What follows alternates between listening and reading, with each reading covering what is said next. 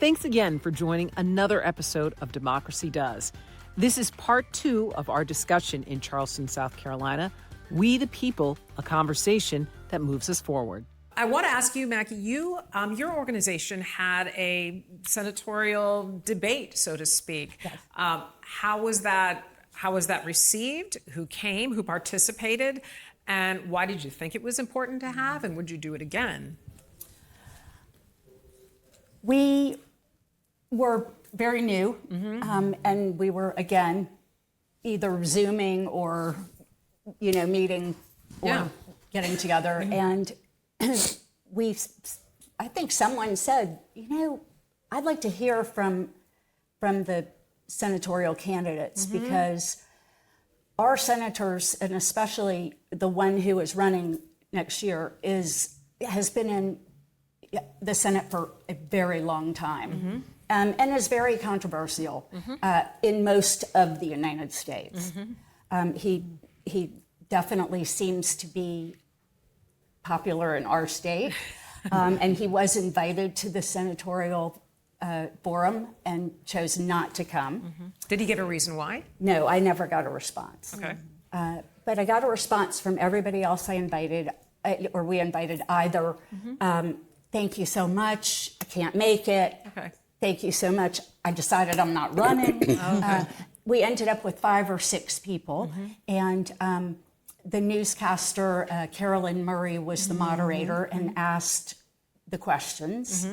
And we had a packed house. That's great. It was, again, to educate. And it was important that we had invited both Democrats and Republicans.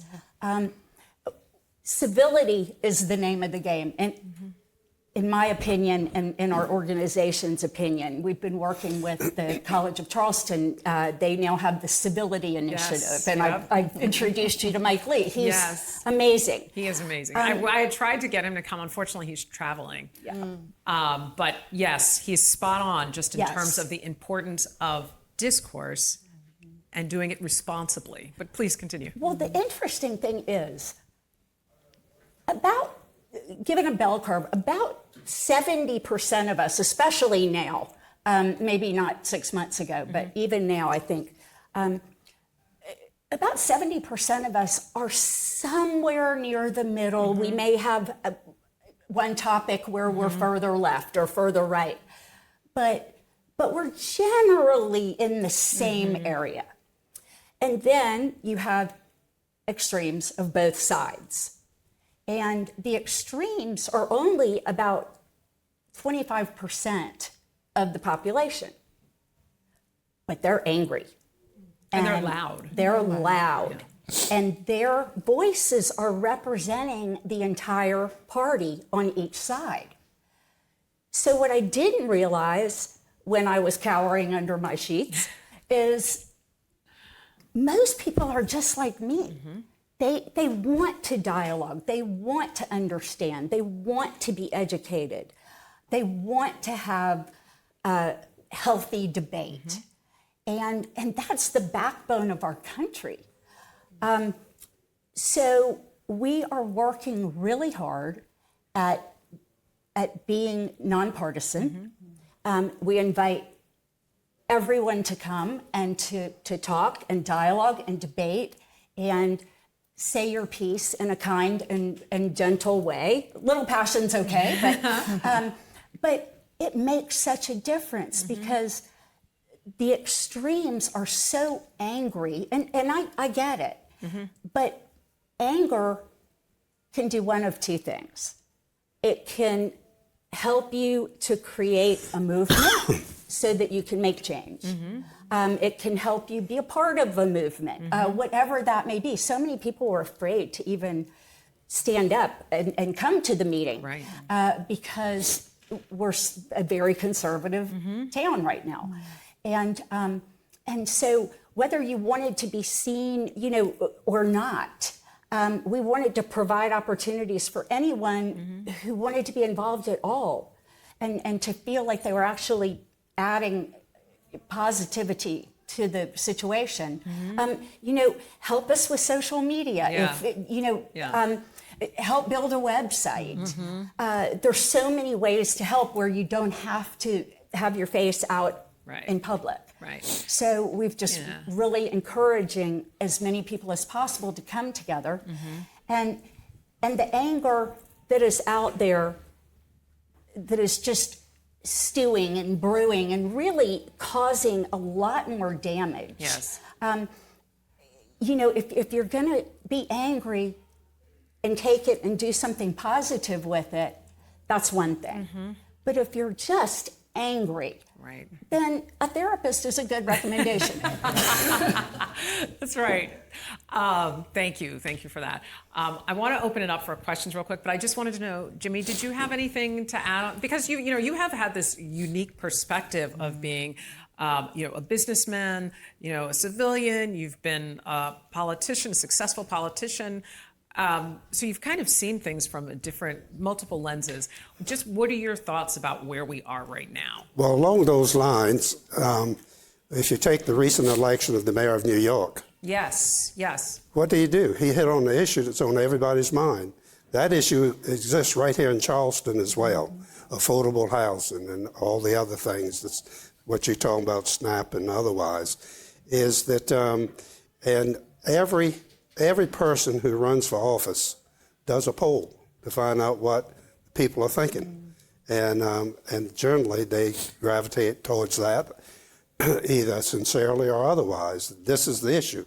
James Carville said it perfectly years ago. It's the economy, stupid. And that still exists to this day. Yes. So I remember I was a Democrat, supposedly liberal, because I care about people. And for 12 or 16 years before me, the seat was held by a Republican. So I've always been lucky all my life. Poor, but I was lucky.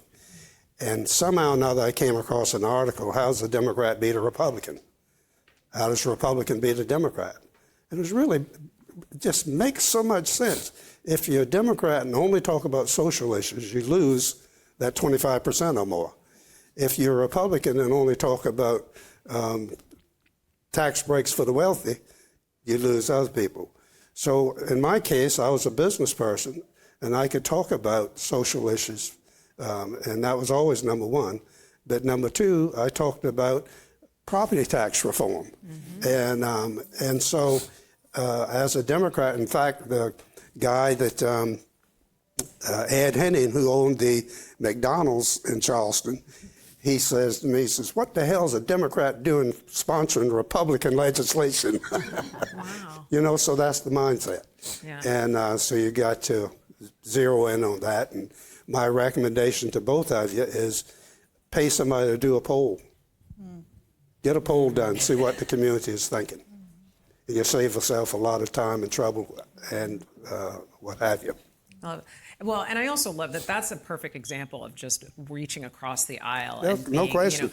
so collaborative. And one of the things that has fueled my podcast and why I'm doing this and having these conversations, there was a quote that I heard that I loved. It said, we may not all have the exact same opinion, but most of us are facing the same direction in that we know what's wrong and what's right. We know that we don't want to see children starve, and we don't want to be bad to each other. And I think that's what's missing, and that's what you are all working toward. So I love that. But let me also go back to one vote counts. Yes. Kamala Harris should be president today, but there was a significant amount of her base vote, or the base vote of the Democratic Party, that didn't show up on election day. That's probably why she lost. And so every vote counts. You need to get people out to vote. Yes, absolutely. I want to open it up for questions. Does anyone have a question or a comment that they want to add right now? Oh, yes, sir, please. Hi. Oh, and we have the lovely Jaquail Daly, who's going to be passing the mic. So thank you so much. My name is Brandon, and I worked for many years as an advocate for the Jewish community here in Charleston, but also been involved in a lot of grassroots activism back in my younger days. And one of the things that you said at the end there, Jimmy, I think really hits on something important, and I think there's an element of the same point in everybody's remarks, but how important it is to collaborate, and not just to collaborate, but to collaborate across traditional lines, and meet people where they are, but also recognize that 75% or however many are living somewhere here in the middle. And if you want to get anything accomplished, you have to collaborate with people who disagree with you. Reach across the aisle. If you're a Democrat and you're not reaching across the aisle in South Carolina, you're not doing anything.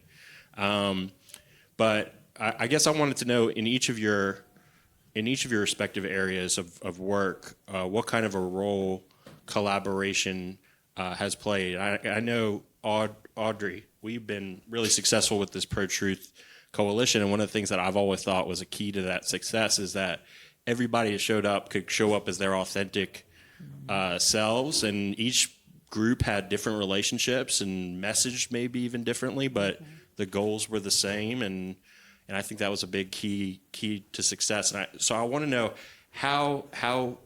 what role does collaboration play in the work that you're doing, and how do you endeavor to ensure that discourse remains civil and that people respect each other's differences, as opposed to creating these litmus tests that we see so often? Purity tests. Yeah. I mean, I think collaboration is everything. And as a professional and in my personal development, I've just grown. You know, if I look at where I was 5 years ago, just even thinking about this work, because I remember a moment sitting and listening to testimony, if you remember the first year, and things got really nasty at times. And I'm not a heartless person, so even if I didn't believe everything you believe, but to see someone attacking you, I made that connection to say, I'm with you. And so a lot of times we do get in these like entrenched, you know, I believe I'm a Christian, but I also understand that even if you don't believe what I believe religiously, I still respect you and offer you dignity and respect as a human, right? And so I couldn't sit a lot of times and stomach what was being said about individuals just because their lifestyle choices or, you know, the zip code wasn't right or whatever the situation was. So I think collaboration is everything. And I think we as individuals have to, you know, I've had moments where I wanted to, and I did, like stay in the bed. You know, today is a bed day. Yeah. But everybody doesn't have that privilege. And it really is a privilege to be able to not have to get up and go to wherever. And so how do we continue to like push yourself as an individual to reach and make outreach and learn something different and go sit in spaces where you may be uncomfortable or you're the only. I do that a lot because I'm Black. So I'm in a lot of spaces where I'm the only, but sometimes I'm not. And I invite other people, hey, come share this with us and really understand what we're trying to do. So I think collaboration is everything. Yeah. I think it's going to be everything. And the opposite is collaborating. I always say, you know, while we were surviving COVID, they were around kitchen tables collaborating. So we have to continue to do that as well. Yeah. And I actually just want to piggyback on that and what you were saying, Brandon, because I have a question actually for everybody. One of the things that is difficult for me as, you know, in this space, you know, the podcasting space is very conservative for the most part. And there were some things that I was not willing to do. So I did not want to be on a debate show where I was going to be yelling at somebody and someone's going to be yelling at me. But I also find it very difficult to stomach sitting in front of someone who sees me as less than. Because I think the very nature of having a debate or a discourse with someone, we have to start here. Like, we're both equal. We may have different opinions, but I cannot come to you and sit in your space when you think I'm less than, and then I have to prove myself to you. So my question is, for you and for everybody, because it's all about collaborating. How do you try to get someone to see something from your perspective when they are coming from a place that is already very poisoned? I'm trying to say it as diplomatically as possible. So how do you do that? Because I'm not going to get into a debate with a racist. I'm just not doing it. So how do you do that? The first thing that came to mind, I was having this conversation with someone who's doing some communications with us this week. And, she saw, dump all of your collaterals in this folder, go through it. I'm going to go through it. And she's a white female. And one of her comments back to me was like, Audrey, I just need you to kind of test where I am. And here's what I've come up with. And she said, because I'm not black. And I just chuckled. I said, you're right. But I appreciate that, right? Yeah, her honesty and her understanding. That to me, like a very simple statement. Yes. Because sometimes there are people in spaces that I'm in who do think that they're black. Right. And I'm not going to debate with you because you're not going to out-black me any day, right? And so, that was not my comment, but one of my mentors, Reverend Rivers, was like, I'm not debating with you about it because you can't do that. Right. And so I think being in those spaces sometimes, like, what is my purpose for being there? Yeah. And a lot of times you allow, our wisdom of our elders is allow the food to do what they're going to do, but you don't have to join them in doing that. Yeah. And it'll show. Kind of reveal it. Right. It reveals itself. Yeah. But I've been in spaces and people have said all kinds of things, but that's been, my life and professional career, and I know that's not who they're, I'm like, well, I don't know who it is you're talking about, but it's been, it has been nasty. I mean, to see even in the media, I was thinking about like media sources and how things have just changed so dramatically. And I was, talking with my husband, like, where do we get our news sources? And now I'm listening to a lot of individuals who are creating their independent spaces, who I trust, who are credible. I don't watch the network news. But my elders, it was a part of our day. They come home from work, they sit in front of the TV, they watch the 6 o'clock and the 7 o'clock and then the 11 o'clock. And it's, yesterday I just happened to be on, and they didn't even show any of Cheney's funeral service. They just talked about it. And I was like, that is so different. Yeah. Because there would never have been a time when someone, whether you agreed with him or not, that it was in the National Cathedral. Correct. Right. And you don't see a clip on the evening news. And that was like, okay, so I know things are changing. Yeah. I'm going to Apple TV and finish watching the morning news. Right. Show, whatever, Yeah, I got it. Mackie, do you want to add something? Well, I think being a female, and especially in the state of South Carolina, is quite a challenge. And as strong as many of the women in Charleston that I know are, I think silence is not an option. Compelled all of these women who want to have voice and want to say their piece, to do so. And like I said, not only women join us, but it has been a very powerful platform for us women to join together and create civilized conversation and debate. That, to me, is the name of the game. If we keep yelling at each other and putting our hands over our ears and, as my husband always tells me, listen, don't think about what you're going to say next. Like, really hear what this person is saying. Take what you like, leave the rest. But there are ways to collaborate, and we're having the former governor of South Carolina, David Beasley, come and speak to us. He was the head or the executive director of the World Hunger Program. And that's something we can all get around. Yes. You know, we can all appreciate what he's done. Right. I mean, he won a Nobel Prize for this, for addressing hunger. And he is a conservative Republican. But guess what? I want to hear what he has to say about hunger. Yeah.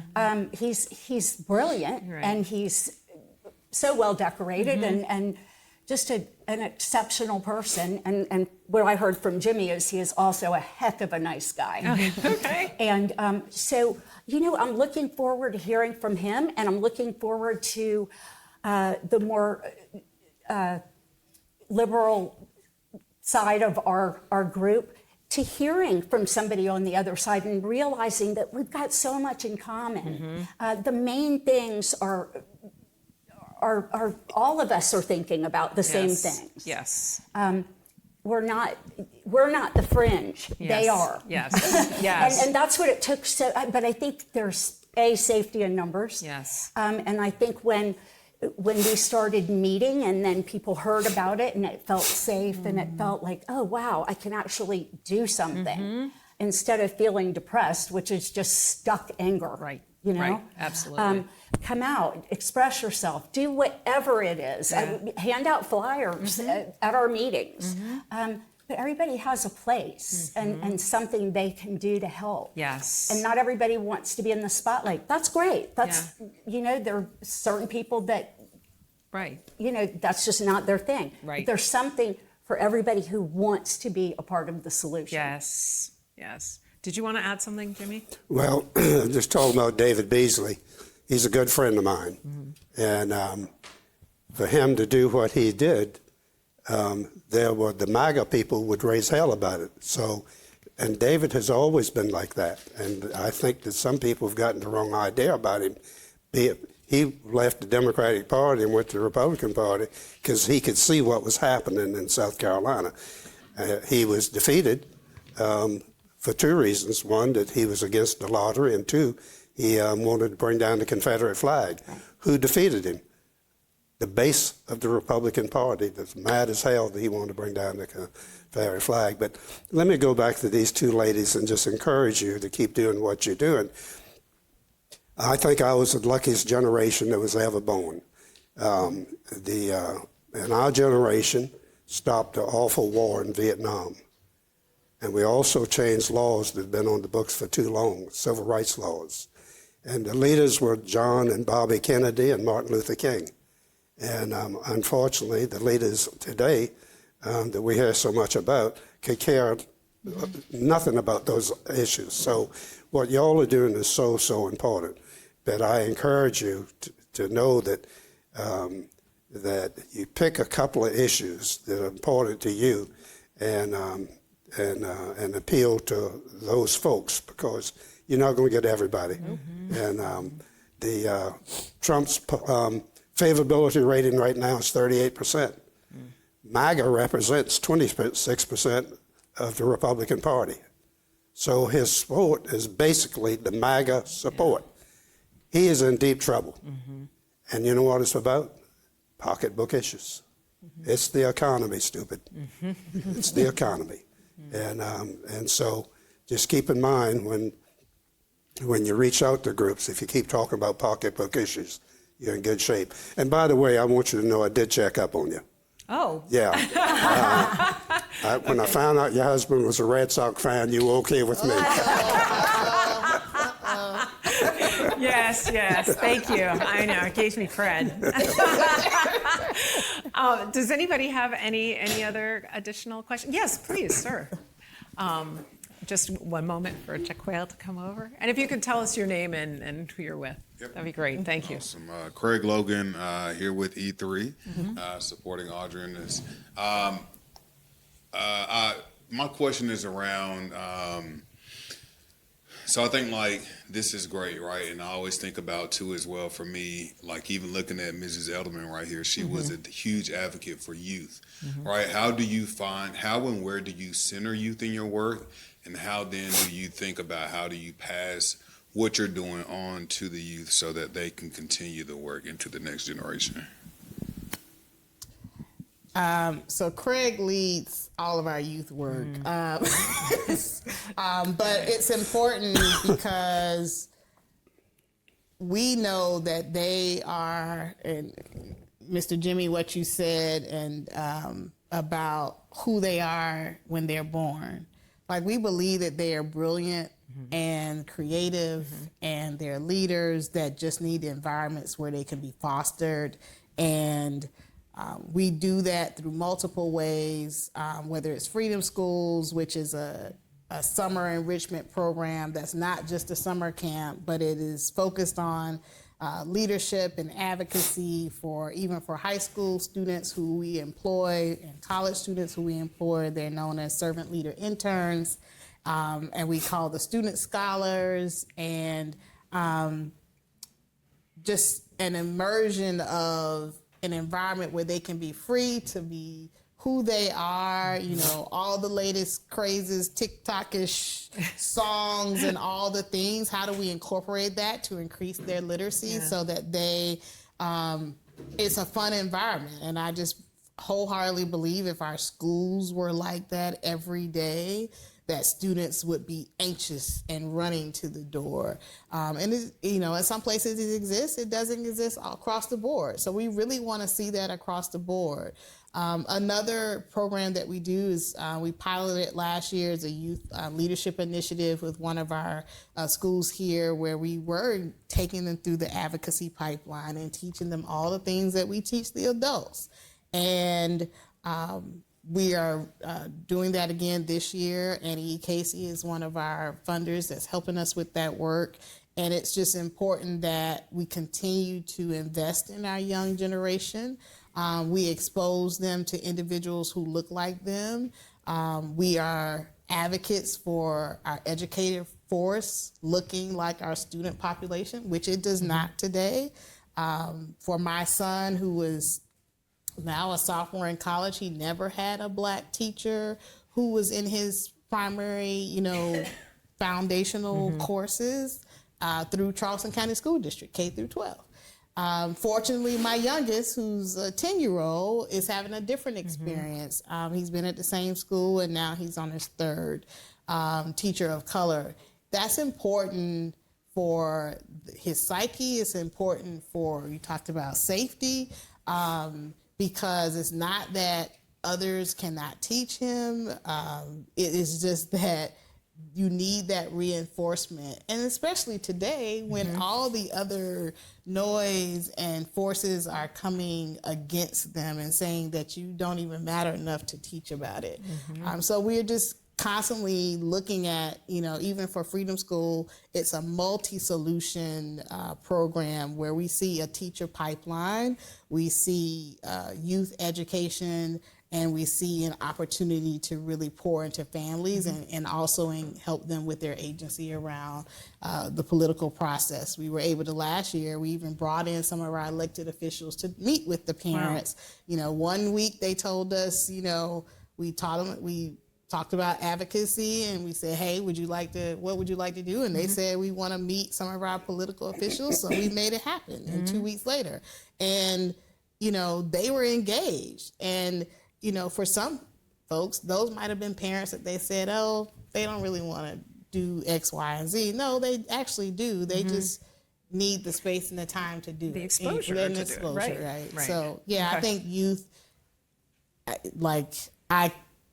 we can't do this work. If we look at history, if we look at the Montgomery bus boycott, if we look at Birmingham, you'll see that the youth were out front, and I just think that we have to be able to equip them, and we also have to ask them. Yes. Yes. Invite them to the table. And so my challenge would be, anytime you're having any event and you're planning it and a young person is not in the planning process, bring them in and it will go well beyond what you thought it would be. And it also gives them a leadership opportunity. That's awesome. That's great. And I appreciate you had even put me in touch with an influencer who I had invited. He wasn't able to come, unfortunately, but that's an outstanding point. Mackie, did you want to just add something? Because you had said that, your organization, there's a certain, age demographic, but you would like to have it younger. What are your thoughts, just to touch on what Craig said about bringing in younger voices? So we did start out as older people. It's seasoned. Seasoned. But we really, really want to include younger people, people of color. We want this to be a diverse group. And we have plugged in to this College of Charleston Civility initiative. Okay, great. And so they came to speak at one of our meetings. And Mike Lee brought with him, I think it was 3 or 4 students who all stood up and spoke to our group and gave us their viewpoint of what's happening, what's going on in the country, what they need, what they want. They want civility. It was very interesting. Lulu and I had coffee with one of them about a week or 2 ago because we wanted to pick her brain about how do we bring more young people in, and what is it that you're thinking? Well, she happens to be in the College of Charleston student government, and they're senators and all levels within the student government, and so we are trying to pull in the College of Charleston students to begin with, so that they can also educate us as to what they're thinking. Right. And we're doing this for them. Yeah. Yes. Unfortunately, I'm not going to be around that long. But this is important to me for my children, for my grandchildren, for anyone who isn't getting a fair shake. Yeah. And so really listening to young people and inviting, we're creating an advisory board, and one of the senators from the college is going to join our advisory board. We want to pull in some high school students and reach out to other universities that are doing similar programs, or at least are interested in it. And so it's very interesting, because how many of you have really asked a young person lately, what do y'all think? You'd be surprised. They're scared. They're really, they don't understand why we can't get along. Right. And there's also an attitude of, I don't even know what to do. You're not asking me, so it's almost like gloom and doom, like hope is lost. And so, but to Audrey's point, and it's about meeting people where they are, and that's exactly what you guys are doing, and finding creative ways to bring people into the fold. So I love that. One last question, because we're running out of time. Just you've touched on it beautifully, all of you, briefly, but if you want to elaborate just a moment more, if you could leave people not only in this room, but who hear this nationally, with an action to take, whether to be to support the work that you do and make sure you let us know where people can find you, so that they can move forward, not only to support your initiatives, but also feel like they have some skin in the game, real skin in the game, that what they say matters. I mean, you touched on that, Jimmy, in terms of voting, but is there anything else, another action item you would give people? Yes, I would ask that you do support organizations who are doing this work in this time where a lot of other funding streams are drying up. And I will be very candid to say, the thrill is gone. Post 2020, George Floyd, all the commitments that were made. So you can find us at www.the3group.com. And also on all the social media platforms, E3 Foundation. And the second call to action would be to advocate and to really get involved I think we talked about, you go through those peak times and low times where it just seems overwhelming. And you just have to, whether it's write a letter, talk to your legislator, make a donation to an organization. I have a friend that's, involved in ICE in North Carolina. We got stuff going on here in South Carolina, but they were rapid response in North Carolina this week. So, $25, whatever I can do to support and amplify those voices, I think are the actions I would ask people to take. Excellent. Thank you. Jackie. I think, well, first of all, I'll say that we're building our website right now because this has been like a snowball, and we're trying to catch up. But you're on social media. But we are all over social media, so you can find us at Sino, S-I-N-O, silence is not an option, _Charleston. We are on Facebook. We have a private group, which we'd love to have you join. We are on Blue Sky. We're on Instagram and Threads. So we're getting the message out that way. We also have newsletters that go out monthly, and then we usually send a second blast that has even more information about what's going on. So if you want to get on our email list, you can do that by going to sino.charleston@gmail.com. All you have to do is email us and we'll get you on the list so that we can send you all the things that are going on.